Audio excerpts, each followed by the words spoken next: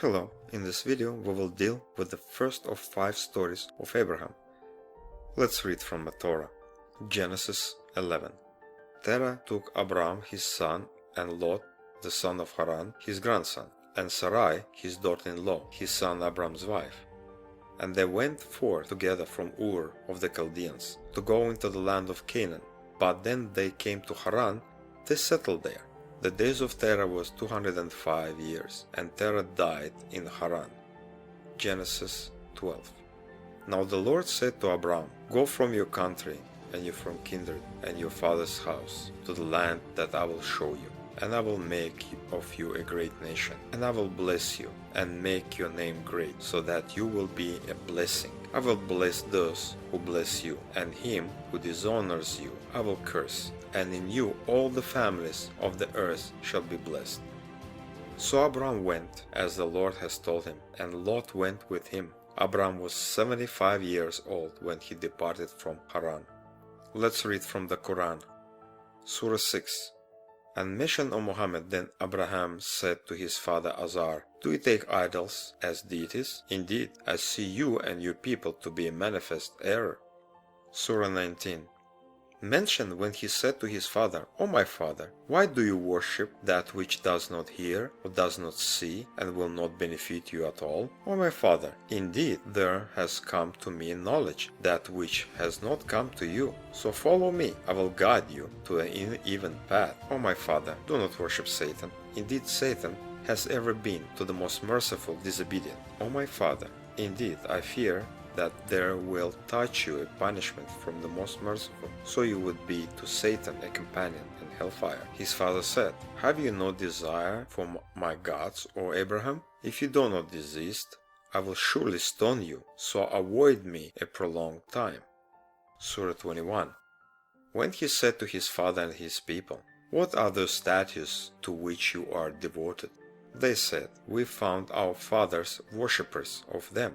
He said, You were certainly, you and your fathers, in manifest error, and I swear by Allah, I will surely plan against your idols after you have turned and gone away. So he made them into fragments, except a large one among them, so they might return to it and question. They said, Who has done this to our gods? Indeed, he is of the wrongdoers.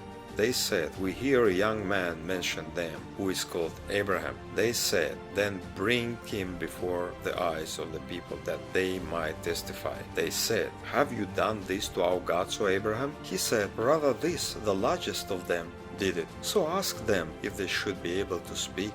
Then they reversed themselves, saying, You have already known that those do not speak. He said, Then do you worship instead of Allah that which does not benefit you at all or harm you? Oof to you and to what you worship instead of Allah. Then will you not use reason? They said, Burn him and support our gods if you are to act. Allah said, O fire, be coolness and safety upon Abraham. And they intended for him harm, but we made them the greatest losers. And we delivered him and Lot to the land which we had blessed for the worlds.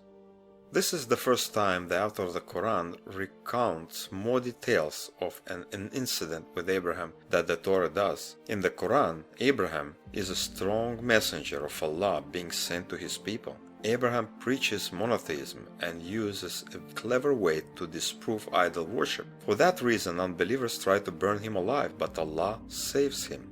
In the Torah we learn that the Terah, his father, brings Abraham, his wife and his nephew from Ur to Haran. After the death of his father, Abraham received the first call from God to go to Canaan.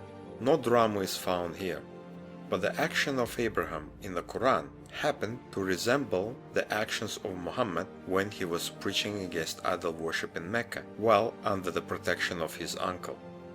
Again, we see a major difference, as apparently the author of the Quran adds extra story full of dramatic details. This part of the account does not exist in the Torah, but we can read a similar text in Midrash, Genesis Rabbah, which is a collection of legends of the Jews. In the next video I will continue with the difference between the Jewish scriptures and the Quran in the story of Abraham. Thanks for watching, see you next time.